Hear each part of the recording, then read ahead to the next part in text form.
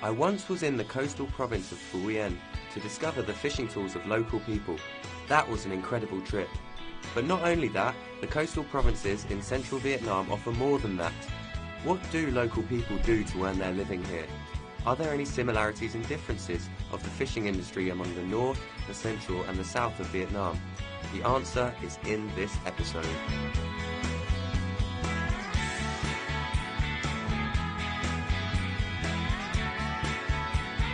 Hello! Today I've come to coastal central Vietnam, an area where a lot of people work in the fishing industry. I'm going to see if I can learn a little bit about their lives and how they do what they do. Welcome to Vietnam Discovery. I hope you enjoy the show. My journey this time will take me to two of Vietnam's provinces, Phú Yên and Cang Hoa. It begins at Cú Mom Lagoon at the top of Phú Yên province, learning about the art of inshore fishing. I will then travel to Vietnam's easternmost point to learn about a job which is essential to the safety of Vietnam's sailors. As I move to Cang Hoa, I'll try to discover more about the reasons that fresh water could be found under the beaches here. And finally try my hand at a very unique type of fishing which is native to this region. This will be an exciting journey into the fishing industry of Vietnam.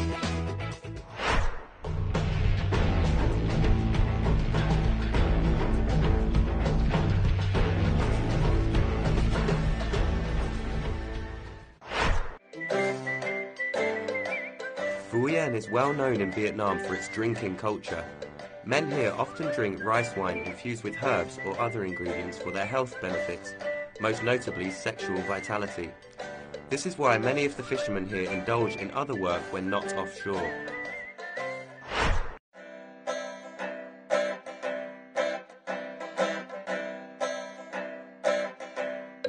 One of the things that the local fishermen do when they're not on one of their big offshore fishing trips is catching seahorses.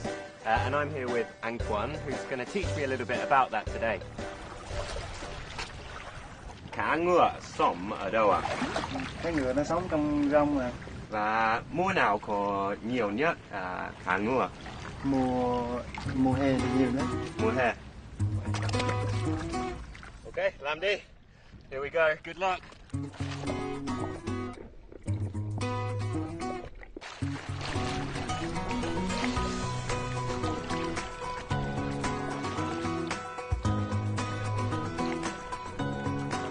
Oh, I got one!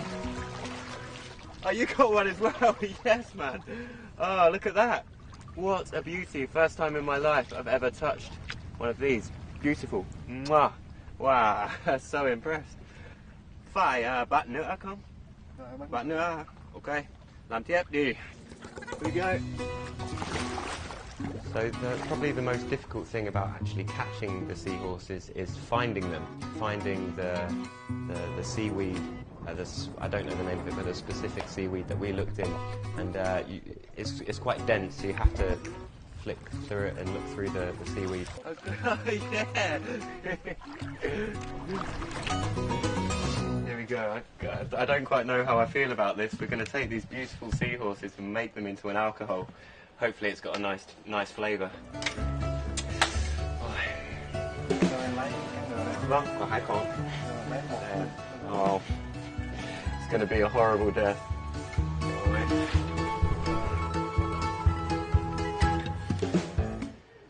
Đây của em ạ. Vâng, cảm ơn anh. Wow, so a speciality of the region, something I've never tried before, or even thought of trying before, so I've got to be grateful for that. Now, living in Vietnam, you see big bottles of traditional rice wine with all kinds of fruits and animals and lots of different things, snakes and ginger and whatever. The first thing was I was very surprised that people make a living out of catching seahorses. I didn't realise that was a thing. I didn't know that the seahorses had any use other than looking quite pretty.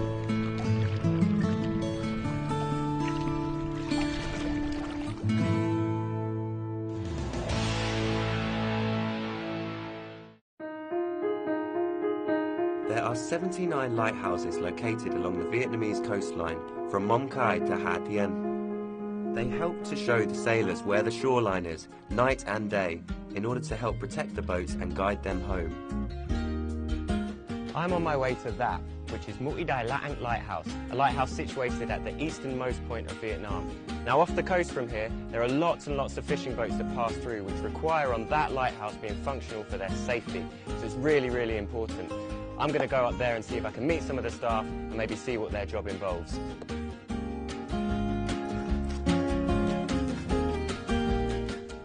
Lighthouses Lighthouse was built in 1890, including a building block with an area of 320 metres squared and a height of 5 metres.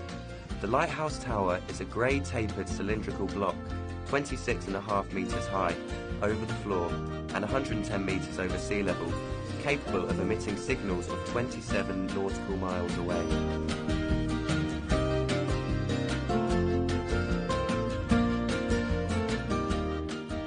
Hello!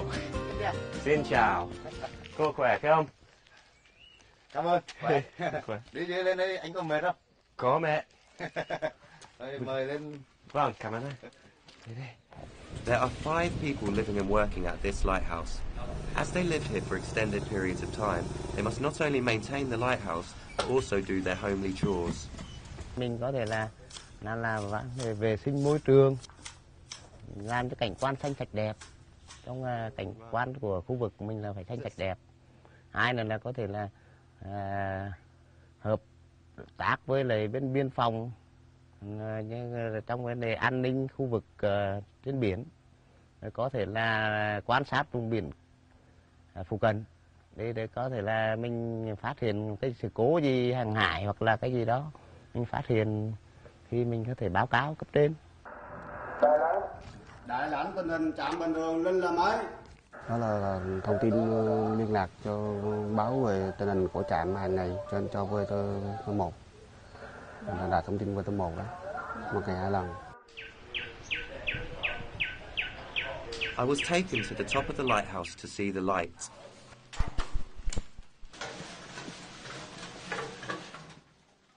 Tôi thì nói chung là công tác kiểm tra, bảo quản bảo dưỡng, vệ sinh hàng ngày mình ngày 2 lần lên là nói chung là làm công tác vệ sinh.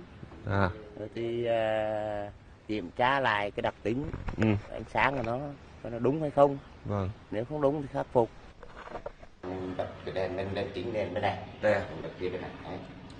The thing that they taught me is that the light rotates once per 15 seconds. And that's the kind of speed that it needs to be at. So they're constantly working on it and making sure that they keep that exactly running how it should be, which is their most important job. Every day, the light at the lighthouse is turned on at 6 p.m. and off at 6 a.m. I was told that at night, fishermen see the rotation of the light, and in the day, they see the colour of the lighthouse to recognise their direction.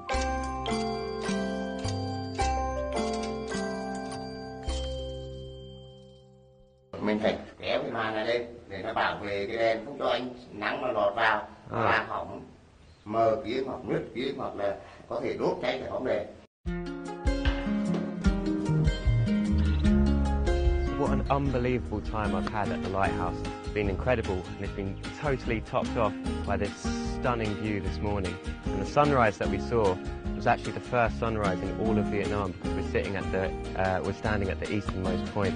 That is something to start your day with. It's got me excited to continue this adventure into the lives of the fishermen of Vietnam.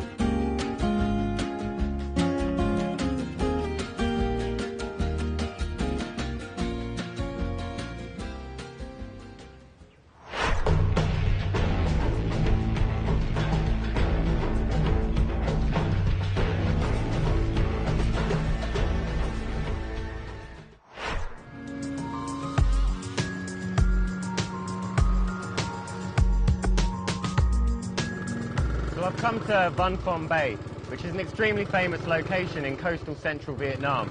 And I've come here to try and learn about the lives of the fishermen here, some of whom actually live on the water. Let's do it.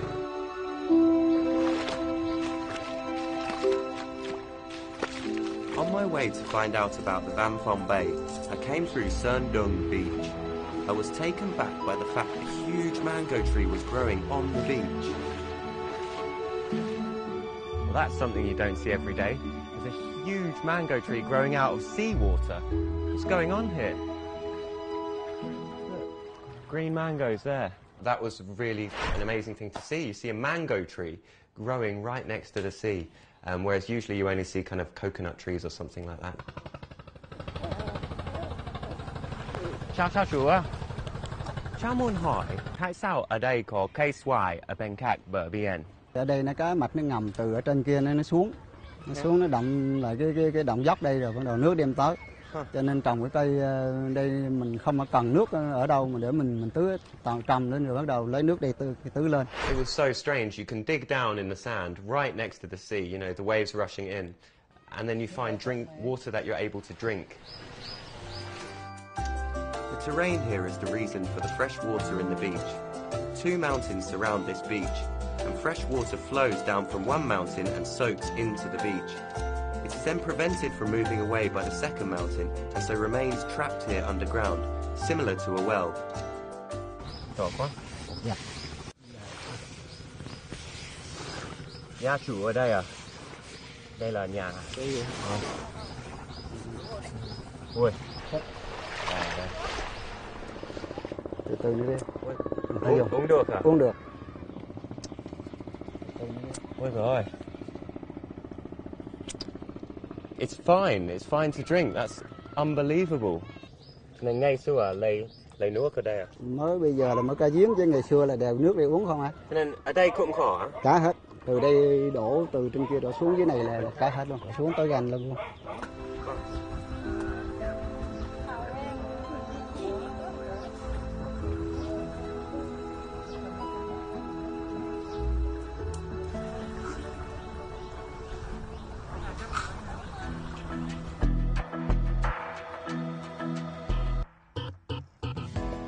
In Vùng Bay, there are more than 2,000 households earning their living by raising lobsters and fish on floating farms.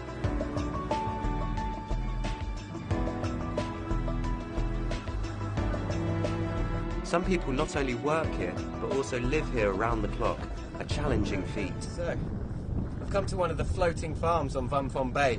A lot of people in this area make their living by raising lobsters on floating farms like this. That's what I'm going to learn about. I felt very unstable walking on them. I kept thinking I was going to fall in the water. I just thought I wouldn't be able to live there. I wouldn't be able to deal with not having small space to kind of walk around or to do something. You're very limited with where you can go. Mr. Teo has been working in this floating farm for years. Here he raises many different types of sea creatures, with his most profitable being his lobsters.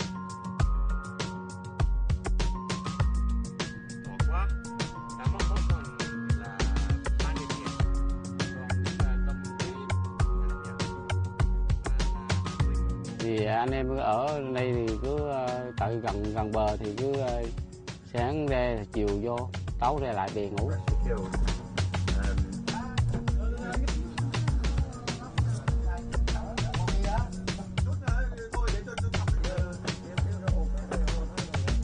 were a lot of people there from different parts of the floating village. They were all coming together to eat and to laugh and to joke. They were all actually really funny and really welcoming. It just was another example of how in the fishing world, community spirit and teamwork is the thing that drives it and the thing that keeps everything together. And rất ngon. Hải sản ở đây là hải sản tươi. Vâng. Là người dân ở địa phương ở đây hết. Sức khỏe. Sức khỏe.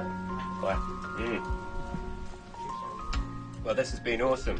A brilliant spread of seafood, delicious stuff, great people. I'm so happy, and it seems like the life that they have on this boat is comfortable and enjoyable for them. Awesome. Chào anh rất nhiều quá.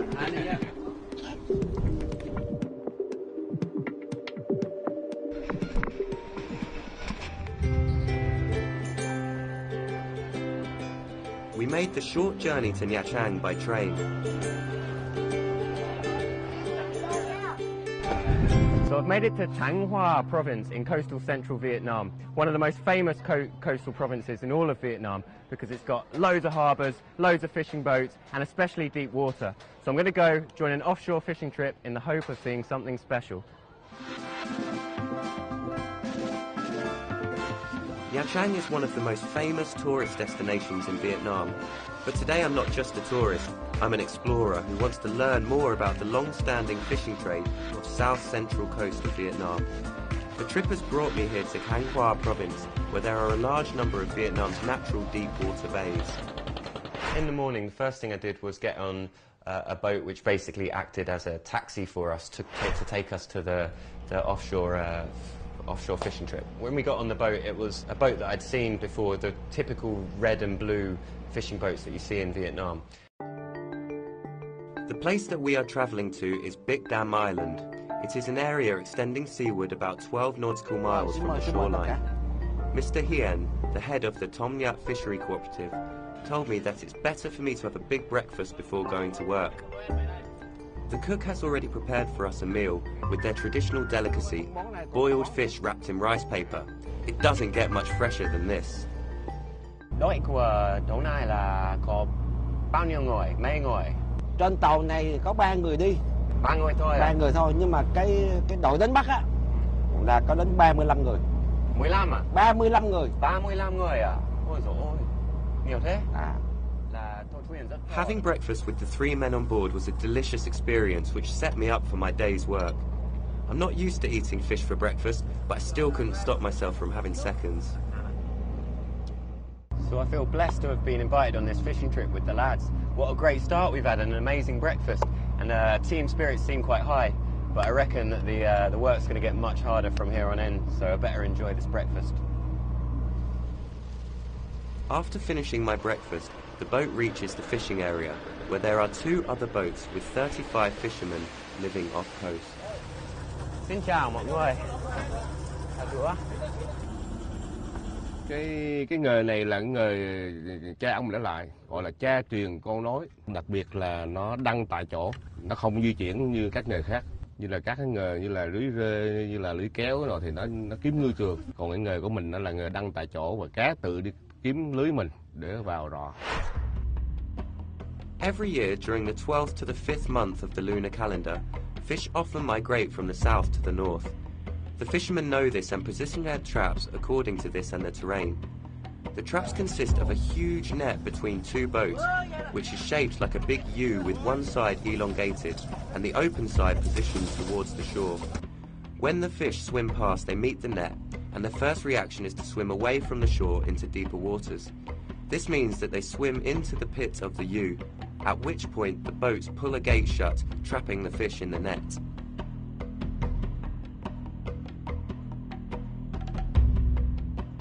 Cái thời của cha ông để lại là ông bà mình biết là cái hàng năm là cá nó đi về hướng nào, từ tháng 2, tháng 3, tháng 4, tháng 5 là mùa cá lên, là từ ở dưới miền Nam nó sẽ lên, nó sẽ dựa chớn nó lên do rộng và nó dựa núi nó đi ra. Và mùa nước xuống, cá xuống thì là từ tháng 5 đến tháng 6, tháng 7, tháng 8, tháng 9, 10 thì nó tự nó xuống.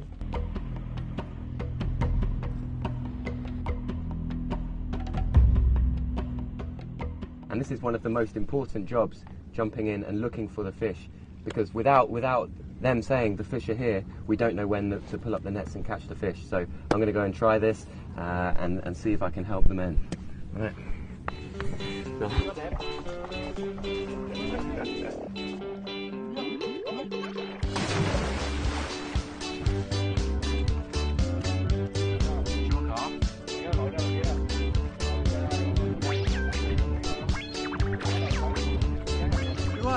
Làm thế nào để nhìn thả? Dồn xuống này ta thấy cái là Vâng, ok, được. Nắm thử nhé.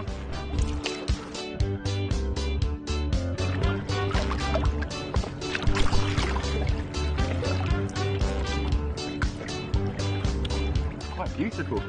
ok. Có rồi, có nhỏ hơn, nhỏ thôi.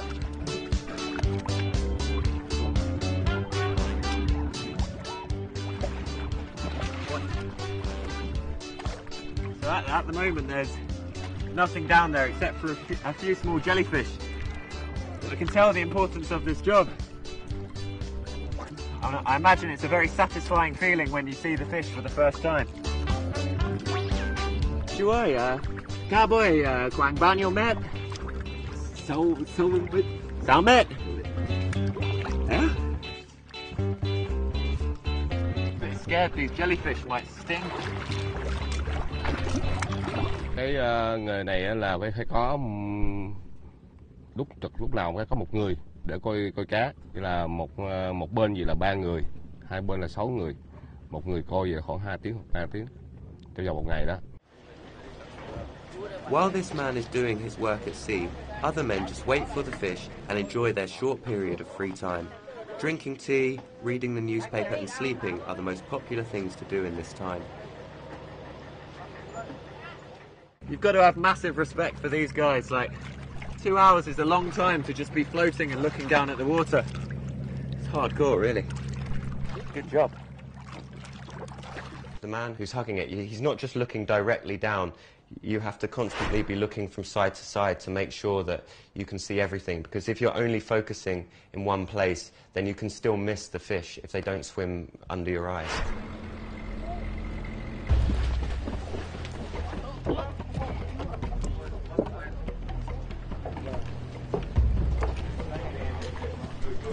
So everybody's working together really well. It seems teamwork is very important on a fishing boat. Whoa! Whoa!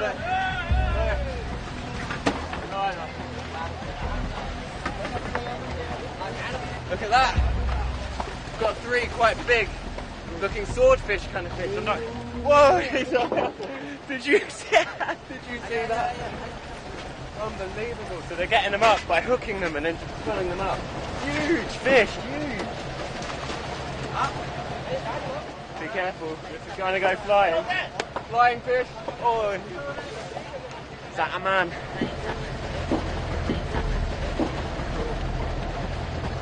Oh, oh my God. This is one of 3 fish that we've caught. It's about as tall as me. It looks about, I don't know, 1.80 m, nearly 2 meters maybe. Huge fish. And there's 3 of them, so I think that's a good catch for the day. What? Whoa. Seasickness is a horrible feeling, and I felt genuinely really ill. Although I had the opportunity in the evening to go home, I did just think to myself, well, new fishermen on that boat don't have that opportunity. So they are going to have to keep working whilst they're feeling very sick until they get used to the motion of the boat. That's something that I would struggle with incredibly. I felt terrible. After a hard working day, the fishermen collect their results. Today they caught 3 sailfish and about 10 kilos of mackerel. I thought this was a good catch, but I later learned that this is a disappointing catch for so many people. Hôm nay là mặc dầu là cái thu hoạch nó ít, nhưng mà có những cái thời điểm mà cùng kỳ của những năm này thì còn ít hơn nữa. I do feel like that fishing crew on that boat had an incredibly difficult job. They only come back to land 3 days per month. Their life is a challenging one, but they love it, and so I have huge respect for them. So having just come back to dry land, I've completed my adventure into the fishing industry of Vietnam. I've learned a lot. The people that I've met in this program, they have a difficult job and a dangerous job, but they're also very proud people who take great pride in their work. And that's something that I've learned is important and I will take away with me. Thank you so much for watching. I hope you've enjoyed the show, and I'll see you next time.